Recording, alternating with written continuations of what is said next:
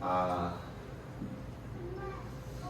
아까 동두 목사님께서 말씀하셨는데 저희가 정말 오랜 시간 동안 기도했고 마음에 품었고 그리고 그것이 실현되는 자리인 것 같습니다.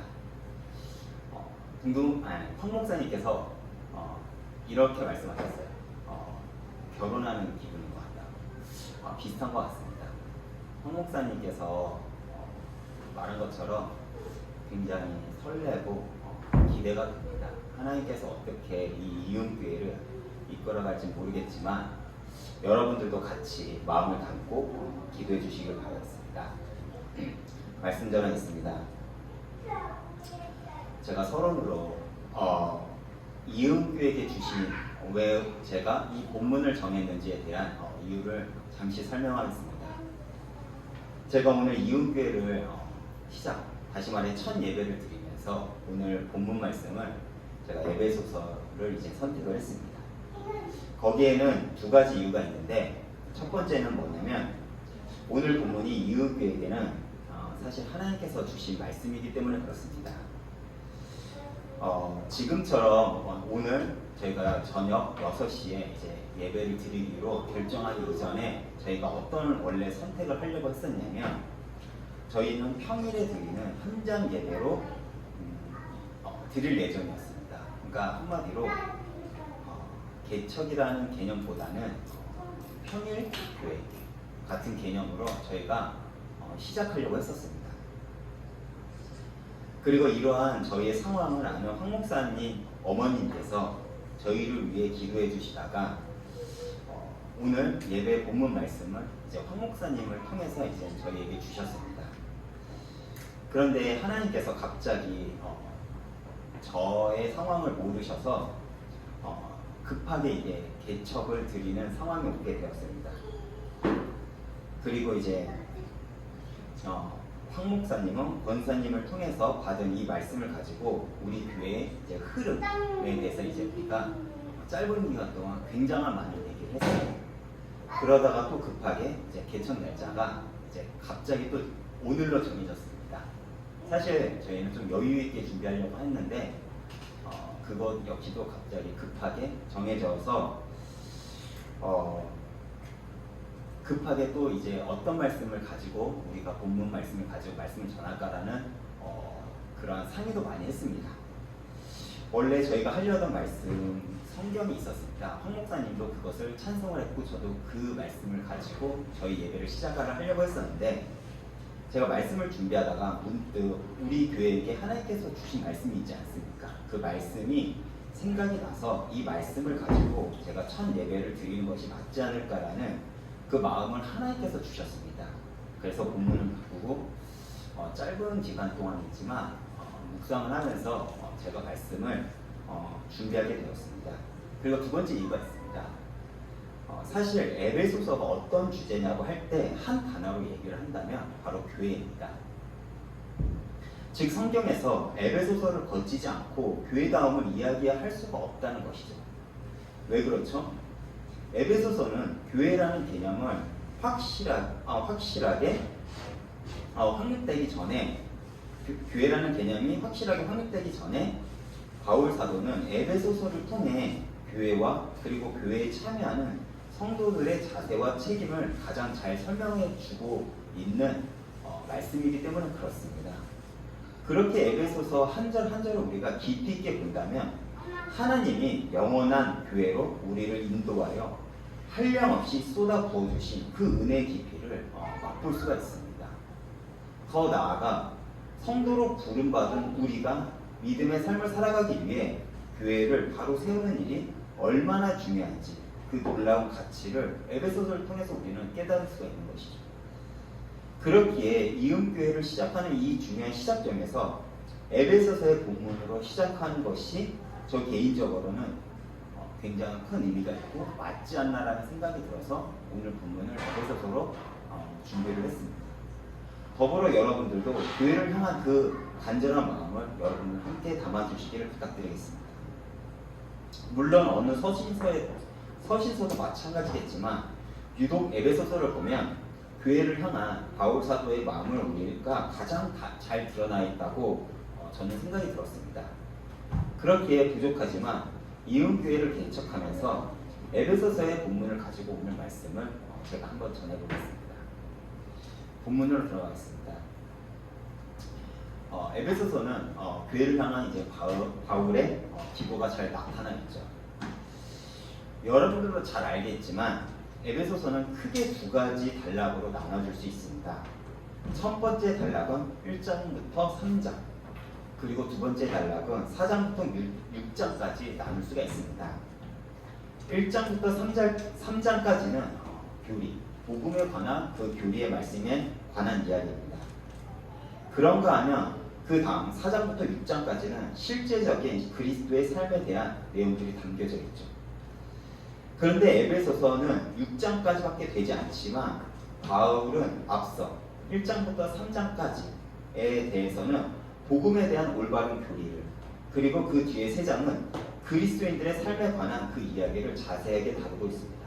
왜 그렇게 바울은 그 두 가지 내용을 가지고 에베소서를 썼을까요? 똑같이 중요하기 때문에 그렇습니다. 교리든 그리고 삶이든 어느 한 곳에서 치우치면 안 되기 때문에 바울은 그 내용을 에베소서에 담고 있는 것이죠. 우리 역시도 마찬가지일 것입니다. 우리가 흔히 신앙생활을 하면서 실수하는 것이 무엇이죠? 치우치는 것입니다. 우리가 영적인 부분들을 잘 안다고 해서 우리가 쉽게 놓칠 수 있는 것은 무엇이냐라고 하면 삶이죠. 삶을 너무 가볍게 여길 때가 있습니다. 그렇기 때문에 오늘날 많은 교회들이 세상에서 버림을 받고 너희들만 그러냐라고 이제 세상에 외면을 받는 것이죠. 반대로 삶을 너무 강조하다 보면 복음이 약해질 수가 있습니다. 그렇기 때문에 바울 사도는 에베소서를 통해서 그 두 가지를 균형 있게 다루는 것이죠. 선포되는 말씀과 오늘날 교회가 왜 세상에 외면을 받고 있습니까?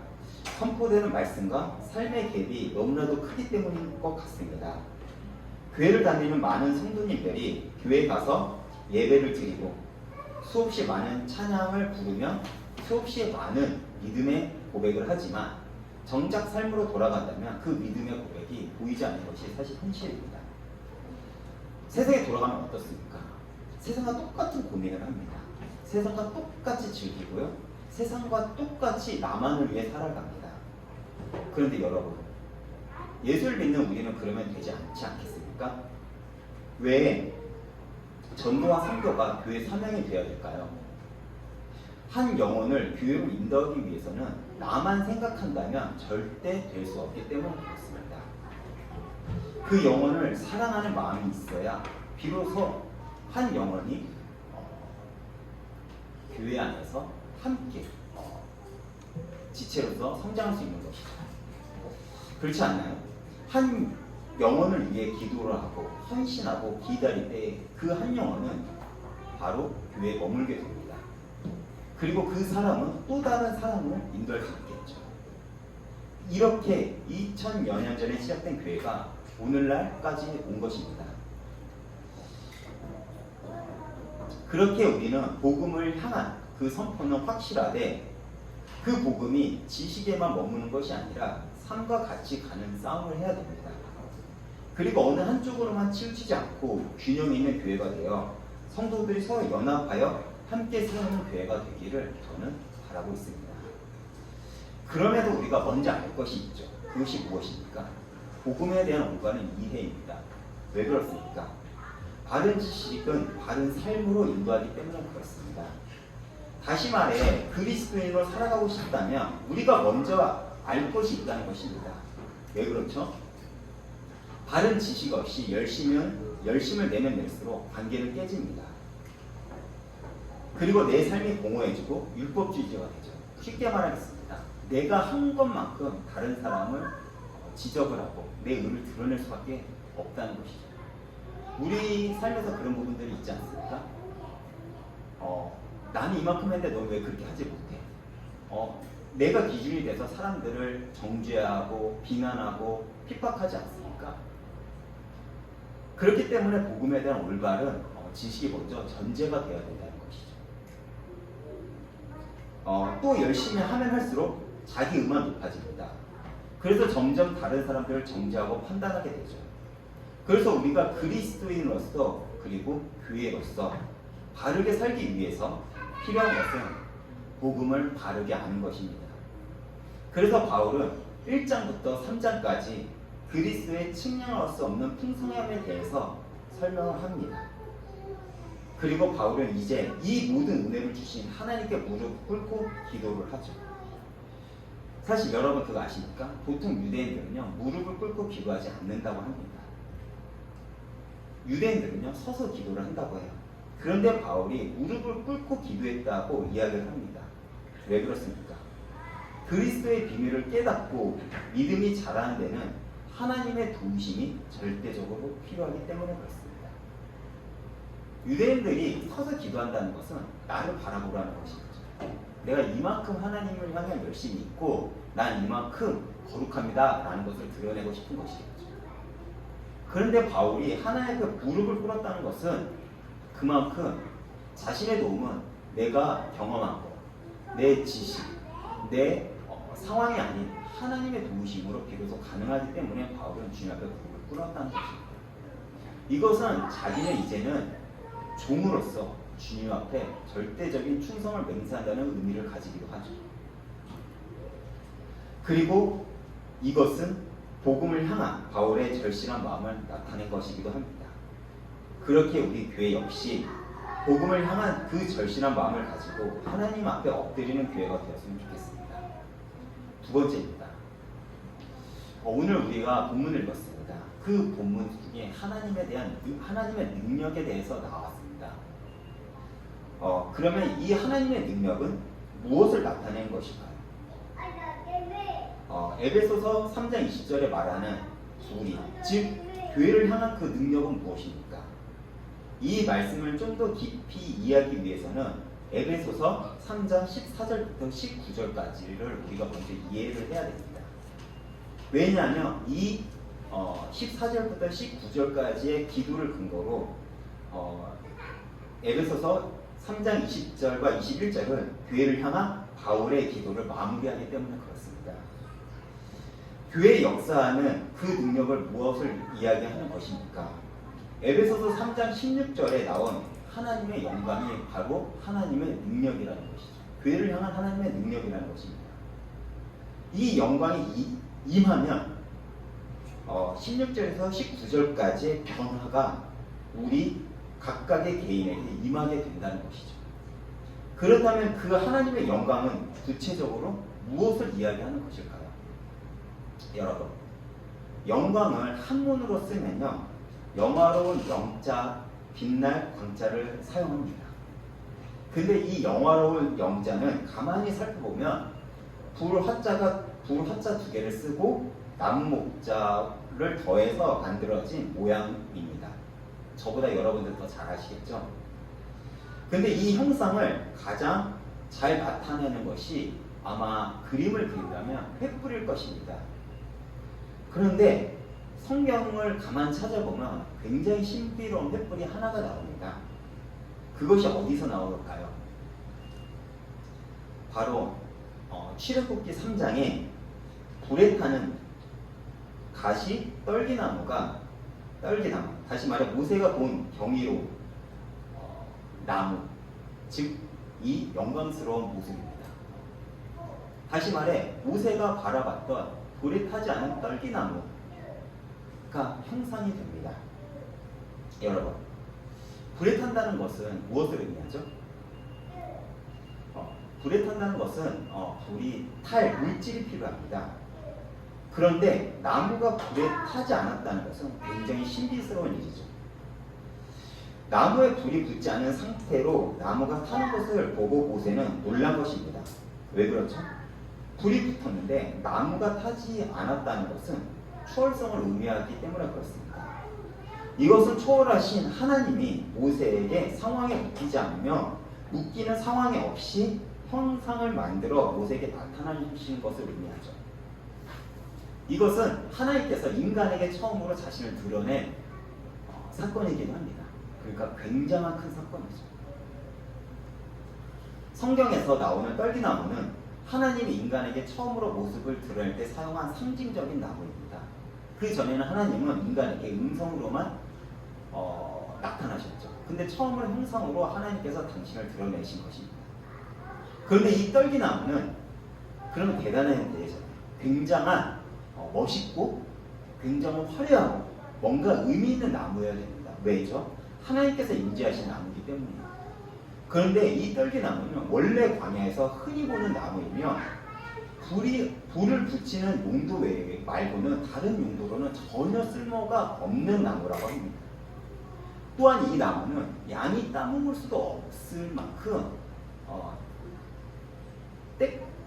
그러니까 불에 땔감으로만 쓰는 나무라고 합니다. 다시 말해 평소 사람들이 거들떠도 보지 않는 나무라는 것이죠. 또 양이 가시에 찔릴 수도 있으니까 목자들은요 아예 멀리 떨어져서 그 나무를 지나쳐서 갔던 나무이기도 하죠. 다시 말해 사람들에게 외면을 받는 나무입니다. 또한 이 나무는 광야에서 쉽게 불이 붙기도 한다고 합니다. 광야가 뜨거우니까 가끔 한 번씩 쉽게 불이 붙기도 한다고 합니다. 그래서 모세는 처음에 불이 붙은 나무를 보았을 때 또 저기에 불이 붙었는가 보다 라고 해서 아마 그냥 지나쳤을 것입니다. 지나치려고 했을 것입니다. 그런데 그 나무에 하나님의 임재가 임한 것입니다. 이것은 무엇을 의미하죠? 하나님은 일상, 다시 말해 사소한 일에 아주 평범하고 초라한 모습으로 임재할 뿐만 아니라 하나님은 저런 곳과 시간에 계실 리가 없다고 인간이 섣불리 판단하는 바로 그 장소에 임재하고 계신다는 것이죠. 즉 하나님은 어떤 특별한 사역, 어떤 특별한 지역에 임하는 것이 아니라 매일매일 반복되는 우리 일상 속에 임재하시다는 것입니다. 우리가 신앙생활하면서 착각하는 것이 무엇이죠? 어디 우리가 선교지를 가거나 교회에서 어떤 대단한 어떤 그런 것을 할 때 우리는 거기에 우리는 거기에 하나님께서 임재하신다고 생각을 합니다. 어떤 그 교회에서 하는 어떤 많은 것. 물론 그것이 필요 없다는 것이 아닙니다. 당연히 있어야 되겠죠. 우리가 교회 전도 훈련을 통해서 우리가 전도를 배우고 우리가 모르는 사람한테 복음을 전하는 과정에 우리가 가지고 있는 복음이 전립되기도 하고 그리고 간혹 우리가 전도한 그 사람들이 교회에 연결돼서 그 사람들과 함께 신앙생활을 하는 경우들이 있습니다. 그런데 많은 경우들 우리는 그런 어떤 특별한 상황을 만들어서 거기에 하나님께서 임재하신다고 우리는 믿고 있죠. 근데 그게 아니라는 것을 우리가 무엇을 통해 알 수 있냐면 오늘 하나님께서 임하시는 그 떨기나무를 통해서 우리가 알 수 있다는 것이죠. 어디서요? 아무도 생각지도 못하는 그곳에 하나님께서 임재하신다는 것이죠. 다시 돌아가 모세는 평소처럼 멀리서 불이 붙은 떨기나무를 평소와 같이 무심코 바라보면서 지나가려고 했을 것입니다. 그러다 모세의 눈에 불이 붙었으나 타지 않고 있는 떨기나무가 들어왔습니다. 그래서 출애굽기 3장 3절을 보면 뭐라고 모세가 고백을 하냐면 내가 돌이켜 가서 원래 가던 길을 가려다가 그 신기한 과정을 보고 내가 돌이켜 가서 이 큰 광경을 보리라 라고 했습니다. 쉽게 말해 마치 모세의 인생처럼 그냥 가다가 모세의 인생이 그 목자 광야에서 그냥 흘러가는 그 인생이지 않습니까? 흘러가려는 그 인생처럼 그냥 가다가 길을 돌려서 떨기나무 앞에 가서 자세히 보기 시작했다는 것입니다. 그리고 모세는 불이 붙었으나 타지 않은 떨기나무를 통해 하나님을 만난 것입니다. 그리고 그때 모세는 삶의 방향을 하나님께 돌이키게 되죠. 그리고 그 이후 모세는 하나님의 충성된 종으로 삶을 살아가게 됩니다. 이것은 무엇과 연결되죠? 무엇과 연결됩니까? 바로 예수 그리스도의 오심과 연결이 됩니다. 초월하신 하나님께서 한기에 묶인 인간의 모습으로 오셨습니다. 마치 떨기나무처럼 별 볼 일 없고 버려져도 아무 이상할 것도 없는 그 인간의 모습으로 모든 것을 초월하신 성자 하나님이신 예수님이 오셨다는 것이죠. 왜 그렇습니까? 한계에 갇힌 인간은 초월하신 하나님을 만날 수 없기에 예수님께서 친히 불이 붙었으나 타지 않은 떨기나무가 되어 이 땅에 오셔서 우리와 하나님을 만나게 하신 것입니다. 그래서 모세가 가던 길을 떨기나무를 보고 돌이킨 그 모습처럼 누구라도 어떤 인생길을 살아왔더라도 예수를 만나면 이전에 살아왔던 그 길을 돌이켜 하나님께로 나아가게 되는 것입니다. 이것이 하나님의 영광입니다. 누구든지 하나님을 만나면 변화가 된다는 것이죠.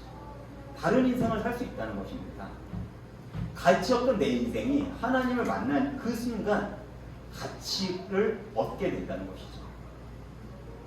그래서 다시 에베소서 3장으로 돌아가 16절을 보면 바울이 뭐라고 얘기를 하냐면 그의 영광의 풍성함, 다시 말해 예수 그리스도의 풍성함의 은혜를 힘입어 성령으로 말미암아 너희 속사람을 강건하게 해달라고 기도를 한다는 것입니다. 우리는 예전에 어떤 인생을 살았죠? 겉사람이 중요했습니다. 그렇지 않나요? 근데 예수 그리스도를 만나고 이제는 우리가 속사람이 중요한 자가 되었습니다.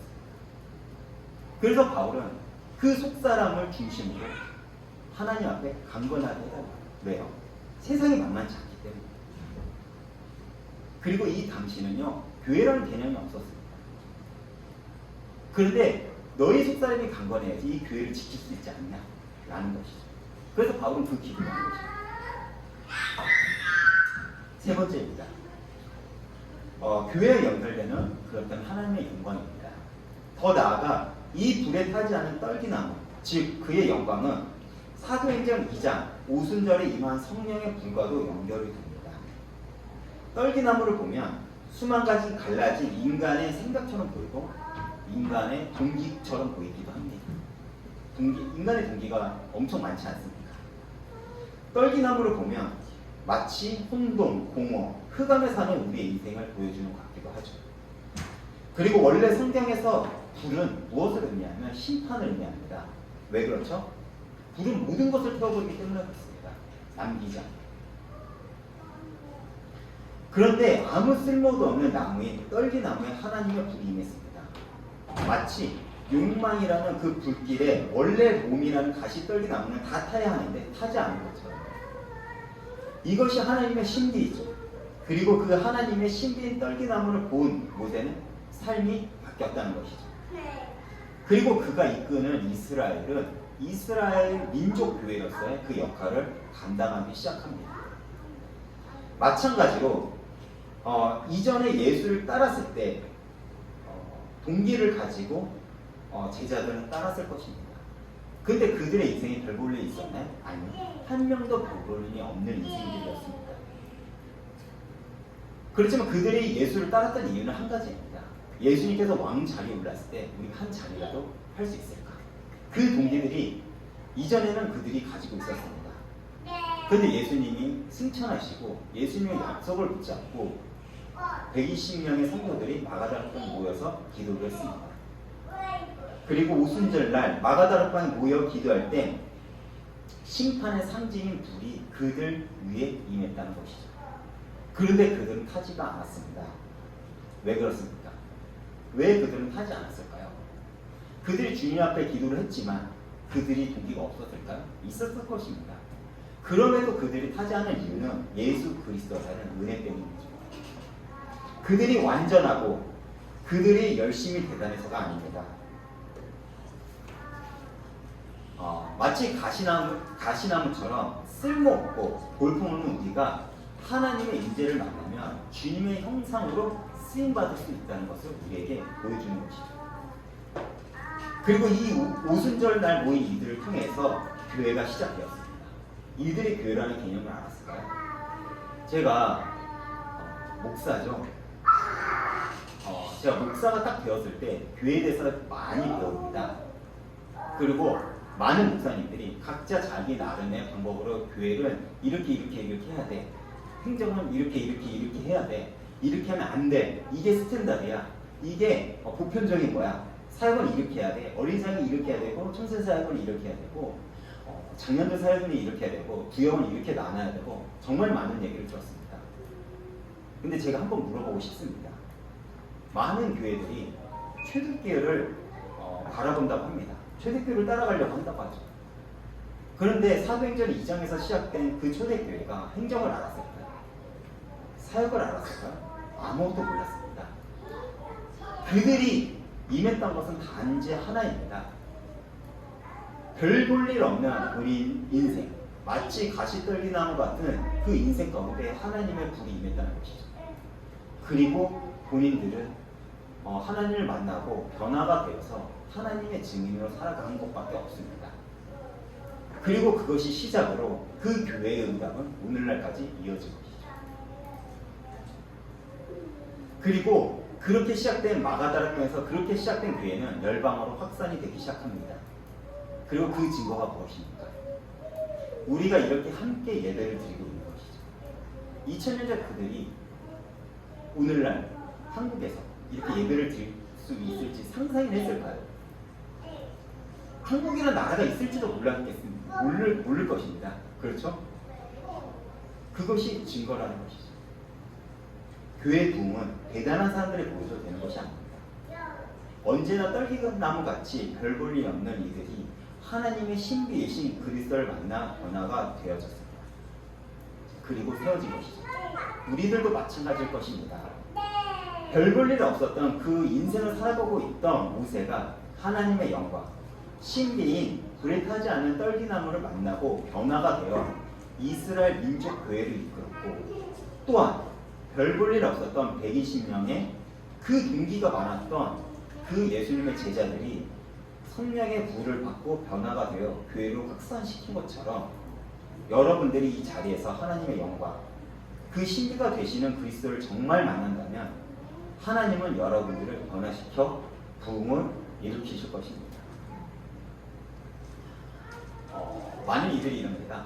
많은 이제 사역을 하거나 어떤 이제 개척교회 목사님들을 만나면 나는 부흥의 동기가 없어.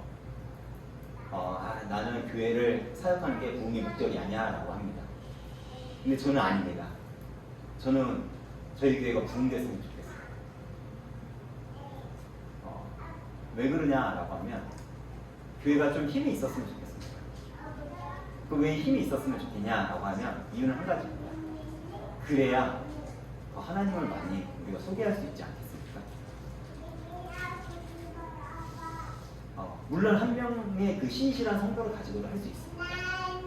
근데 더 많은 사람들 모이면 그 선한 영향력을 우리가 더 많이 흘릴 수 있지 않겠습니까? 저는 여러분들이 함께 그 마음에 동참해 줬으면 좋겠습니다. 사도 바울은 다시 에베소서 3장 21절에 영광을 다시 언급을 하죠. 여러분들 한번 성경을 보면서 이거는 반드시 기억했으면 좋겠습니다. 성경에서 반복된다는 것은 강조로 의미합니다.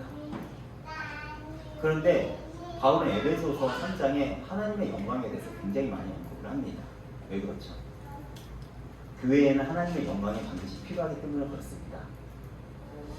교회의 시작은 언제나 그의 영광, 즉 하나님의 신비이신 그리스도로 시작이 되어야 되기 때문에 그렇죠. 그때 우리는 영원한 교회의 축복을 누리게 될 것입니다.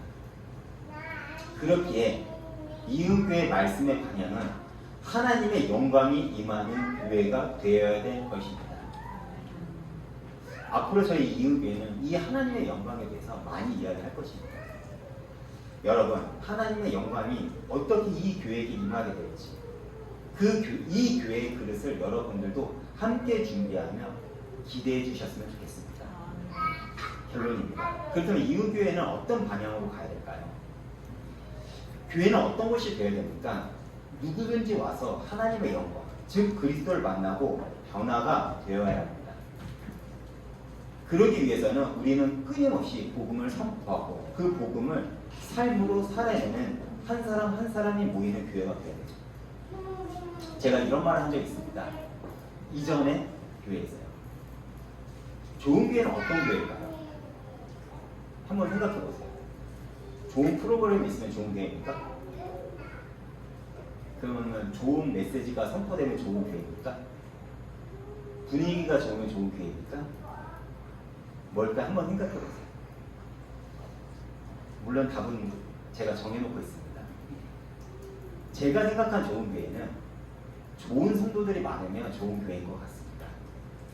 여러분 한 사람 한 사람이 좋은 성도가 된다면 이 교회는 건강한 교회가 될 것이고 좋은 교회가 될 것이라고 저는 믿습니다. 그렇기 때문에 여러분들 하나님의 영광을 매일매일 체험하면서 여러분 한 사람 한 사람이 좋은 성도로서 살아내는 싸움을 살아내시길 바라겠습니다. 그래서 우리 교회는 각각의 성도가 함께 세워가는 교회가 되려고 합니다. 저랑 황 목사님이 함께 이 교회를 세우는 이유가 있습니다. 어느 한 사람이 주장에 일방적으로 가지 않는 교회를 교회로 가려고 함께 합니다. 그렇다면 저희 둘이서 이 교회 모든 것을 다 정할까요? 아닙니다. 저는 이렇게 말하고 있습니다. 여러분들이 끊임없이 저희들에게 요구를 하십시오. 질문을 하고 그리고 치열하게 저희들과 같이 이야기를 했으면 좋겠습니다. 저희들도 100% 알 수가 없습니다. 어떻게 저희가 모든 것에 답을 저희가 가질 수 있겠습니까? 그렇기 때문에 여러분들도 저에게 끊임없이 요구를 하시고 교회 방향에 대해서 끊임없이 저희랑 같이 이야기를 했으면 좋겠습니다. 그래서 이 교회는 성도들과 함께 세워가는 교회가 되었으면 좋겠습니다. 그래서 성도들과 함께 세워가는 교회가 되려고 합니다. 그러나 우리 교회만 옳다고 이야기하지 않겠습니다. 지금도 옳은 방향으로 가는 교회가 분명히 있을 것입니다. 여기 있는 송승현 청년이라고 하겠습니다. 송승현 청년이 저희한테 이런 질문을 하고 있습니다. 알겠어요. 목사님 두 분께서 하시려는 그 교회가 괜찮은지 알겠어요. 그런데 왜 와야 되죠? 저는 그럴 때죠. 다른 사람들 왜 와야 되죠? 왜 그러냐면 세상에 또 좋은 교회가 꽤 있어요. 솔직히 말할까요? 거기에 대한 질문 저희 답을 못했습니다. 못했어요. 그래서 지금도 고민 중입니다. 그럼에도 불구하고 저희는 어떤 교회가 되고자 하냐면 저희 교회 이름에 그 힌트가 있습니다. 이음교회는 하나님과 사람을 잇고 사람과 사람을 잇는 그런 교회가 되기를 바라는 마음이 있습니다. 그래서 저희 교회 이름을 이음교회라고 지었습니다. 여러분 말씀을 마쳤습니다. 제 개인적으로는 굉장히 기념비적인 날이죠. 여러분 함께 마음을 담아주시고 함께 이 교회 위에 함께 성장했으면 좋겠습니다. 기도로 마치겠습니다. 주님 감사합니다. 이렇게 부족한 목사를 통해서 이렇게 큰 일을 계획하신 하나님을 찬양합니다.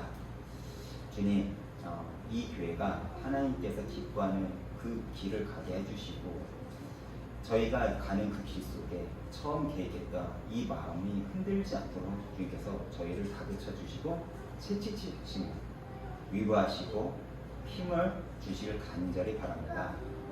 오늘 선포된 이 말씀 정말 우리가 부족하지만 마음에 담고 힘써 살아내는 그런 성도 한 사람 한 사람 되기를 간절히 소원하게 더 나아가 그런 성도들이 함께 모여서 교회를 세울 때 하나님께서 기뻐하는 교회로서 살아낼 수 있도록 주님께서 역사해 주시옵소서. 훗날 우리가 주님 앞에 갔을 때 잘했다 칭찬받는 그런 교회의 사람으로서 성도로서 제자로서 남겨지길 바라며 감사드리며 예수님 이름으로 기도했습니다.